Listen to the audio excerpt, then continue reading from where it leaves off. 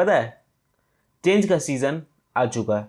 जो famous galactico signing वाली जो मिथ है वो शायद अब तुम्हें सच देखने को मिल सकती है।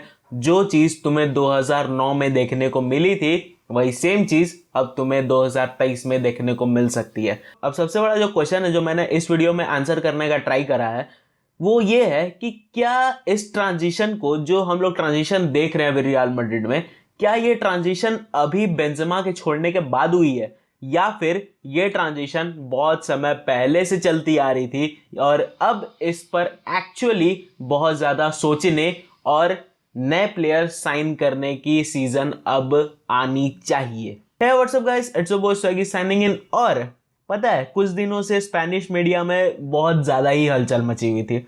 हमने तुमने इस पर बात करी थी पिछले 2 एपिसोड्स में कि क्या हुआ एक्चुअली स्पेनिश मीडिया में और क्या हुआ एक्चुअली बेंजेमा के साथ पूरी स्टोरी लाइन। पहले अगर उस दोनों वीडियोस के पूरे सार की अगर बात करें तो सबसे पहले तो रियल मैड्रिड और बेंजेमा की पूरी स्टोरी लाइन को अगर देखा जाए तो सबसे पहले ये न्यूज़ आ रही थी कि रियल मैड्रिड बेंजेमा छोड़ेगा और बेंजेमा अल इत्तिहाद को ज्वाइन करने के बहुत ही ज़्यादा निकट है। और इस चीज़ को स्पेनिश मीडिया ने इतने बढ़ा चढ़ा कर बता दिया था कि ये चीज़ तो साफ थी कि स्पेनिश मीडिया पैनिक मोड में है। लेकिन फिर एकदम से ये न्यूज़ आती है कि बेंजेमा ने रियल मैड्रिड को अभी तक कोई भी डिसीजन अपने फ्यूचर के रिगार्डिंग नहीं बताया है और बेंजेमा शायद रियल मैड्रिड में रुक सकता है। अब इस चीज़ को लेकर स्पेनिश मीडिया में एकदम से हलचल मची और जितने भी जो बाढ़ आ रखी थी और जितने भी हाई वेव्स हो रखे थे वो सब एकदम से शांत हो गया। अब सोचने वाली ये बात थी कि क्या वो शांति एक तूफान से पहले की शांति थी या फिर वो सच में शांति थी, क्योंकि ऐसा नहीं था कि बेंजेमा रियल मैड्रिड में अपना फ्यूचर सोच ही नहीं रहा था। क्वेश्चन ये था कि क्या अब वो डिसीजन लेगा या फिर वो 1 साल बाद रुक कर डिसीजन लेगा, क्योंकि बात तो सिंपल थी ना, बेंजेमा को 2024 तक ही रुकना था रियल मैड्रिड में। वो 1 साल कम रुक गया वो अलग बात है, लेकिन उसे रुकना 2024 तक ही था और ये चीज़ बहुत ज़्यादा इमिनेंट थी कि हमें रियल मैड्रिड में बेंजेमा की रिप्लेसमेंट बहुत समय से चाहिए थी। देखो 2009 की मैं कहानी तुम्हें बताता हूं कि बेंजेमा जब रोनाल्डो के साथ आया था, रोनाल्डो उस समय फेस था रियल मैड्रिड का। ये फैक्ट है, ये तुम भी जानते हो as a Real Madrid fan. उसके बाद जो रोनाल्डो की हिगुएन के साथ जो स्टोरी लाइन थी, उसके बाद रोनाल्डो की मेसूट ओजिल के साथ जो स्टोरी लाइन थी, उसके बाद रोनाल्डो बेल बेंजेमा की जो ट्रियो आई और उसके बाद बेल का जो भी एंडिंग करियर था रियल मैड्रिड में वो पार्ट आया और उसके बाद फाइनली रोनाल्डो का रियल मैड्रिड को छोड़ने वाला पार्ट आया। इन सब में बेंजेमा कहीं ना कहीं उस दीवार के पीछे खोता जा रहा था।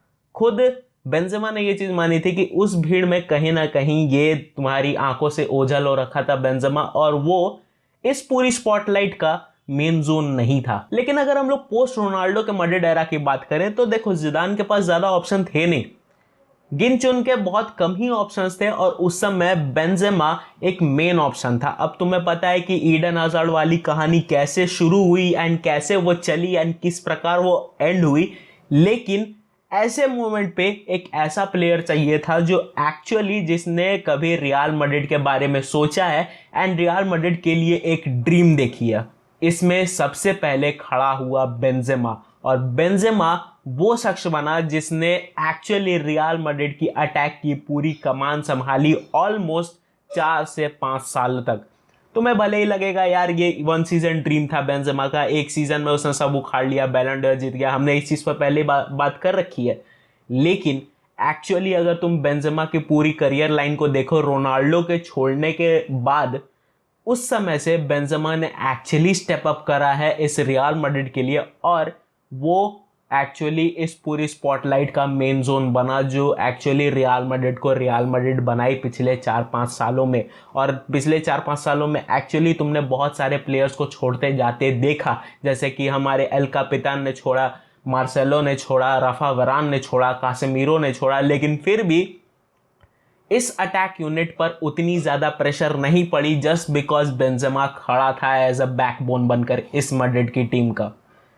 बट क्वेश्चन यहीं आ जाती है कि क्या बेंजेमा लॉन्ग टर्म प्रोसेस था? क्या रियल मैड्रिड बेंजेमा को लॉन्ग टर्म के लिए, बहुत लॉन्ग टर्म के लिए सोच रही थी? आंसर है हाँ भी और नहीं भी। देखो एक चीज़ तुम्हें समझनी पड़ेगी कि बेंजेमा की कहानी बहुत लॉन्ग टर्म नहीं थी।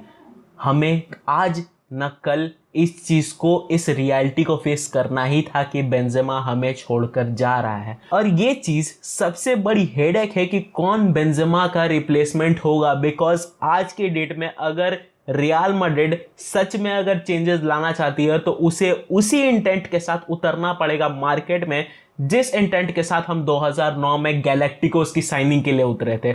वही चेंज की थॉट, वही कुछ मार्केट में बड़े प्लेयर्स को साइन करना, कुछ इम्पैक्टफुल प्लेयर्स को साइन करना, ये मेंटालिटी एक्चुअली बहुत ज़्यादा ज़रूरी है रियल मैड्रिड के लिए अब। क्योंकि अब अगर नहीं करेंगे तो हमारे पास ज़्यादा ऑप्शंस नहीं है। अब तुम में से बहुत सारे लोग बोलोगे कि ब्राहिम डियाज को लेकर आ सकते हैं और Brahim Diaz can be face of this attack.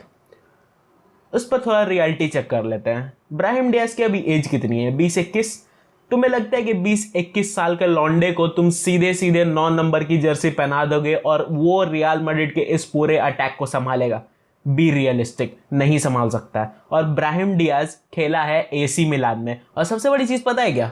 AC Milan की अटैक पावर रियल मैड्रिड के अटैक पावर से कंप्लीट अपोजिट है। कंप्लीट अपोजिट है। एसी मिलान की प्लेइंग स्टाइल ही कंप्लीट अपोजिट है रियल मैड्रिड से।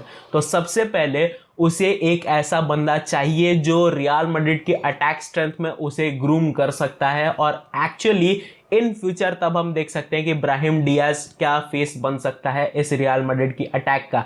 लेकिन तब तक उसे ग्रूम करने के लिए कोई तो चाहिए था, और उस प्रोसेस में काम आता बेंजेमा। लेकिन क्योंकि बेंजेमा ने इतना अपना कर लिया है, इतना सब कुछ अचीव कर लिया है कि वो ये चीज़ तो एटलीस्ट डिजर्व करता है कि अपनी फ्यूचर का डिसीजन वो खुद ले सके, खुद पर ले सके, और रियल मैड्रिड वो जब चाहे तब छोड़कर जा सकता है। उसकी खुद की डिसीजन आई है, किसी की इन्फ्लुएंस नहीं थी। सबसे बड़ी कहानी ये है।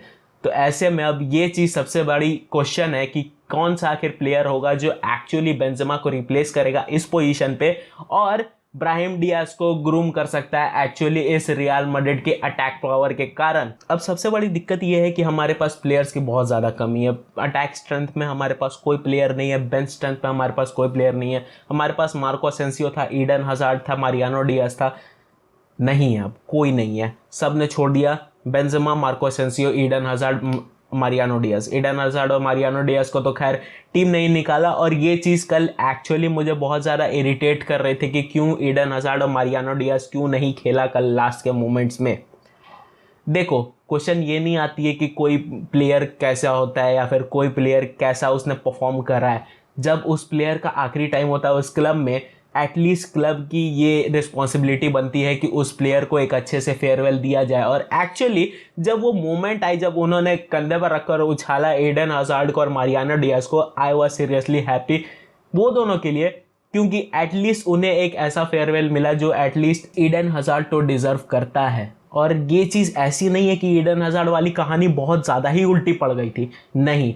एंचेलोती ने ईडन हजार्ड को यूज़ नहीं करा, एंड उसे प्रैक्टिकली कहे तो ईडन हजार्ड को यूज़ करना आया नहीं। लेकिन ईडन हजार्ड ऐसा नहीं है कि बहुत ख़राब प्लेयर था, जितने दिन भी खेला है अच्छा इम्पैक्ट डाला है। बट हर चीज़ें हर जगह काम नहीं करती है। तुम लड़ाई में एक सुई धागे को नहीं ले जा सकते हो, रियलिटी यही है। और इसलिए ईडन हजार्ड शायद हम लोग के लिए काम नहीं करा। देखो अब एक कहानी तुम्हें साफ समझनी पड़ेगी कि बेंजेमा की रिप्लेसमेंट हमें बहुत ज़ोरों शोरों से चाहिए और मार्केट में हमें कूदना पड़ेगा। और सबसे बड़ी ऑप्शंस मार्केट पे अभी हैरी केन है, रॉबर्टो फर्मिनो है, काई हैवर्ट्स है, और जोसेलू से थोड़े से लिंक्स थे, बट अब वो कहीं ना कहीं एंड होते हुए दिख रहे हैं। स्पेनिश मीडिया ने ये चीज़ खुद कंफर्म कर दी। तो ये 3-4 जो ऑप्शन है, इनमें से क्या कोई इस पोजीशन पर खड़ा हो सकता है? I doubt it. लेकिन फिर भी एक ऐसा वर्ल्ड क्लास स्ट्राइकर जो एक्चुअली कुछ ही समय में, मतलब ज़्यादा टाइम ना ले और कुछ ही समय में वो एक्चुअली इस पूरे अटैक में फिट बैठ जाए और ब्राहिम डियाज को भी वैसे ग्रूम कर दे जिस तरीके से वो ग्रूम हो सकता है और रियल मैड्रिड की फेस को संभाल सकता है। ये सबसे बड़ी प्रोमिनेंट क्वालिटी होनी चाहिए उस स्ट्राइकर में जिस स्ट्राइकर को हम अब साइन करेंगे। बिकॉज हमें अब फ्यूचरिस्टिक सोचना होगा, हमें 4-5 साल के लिए सोचना होगा। अगर हम नहीं सोचे, खत्म है भाई।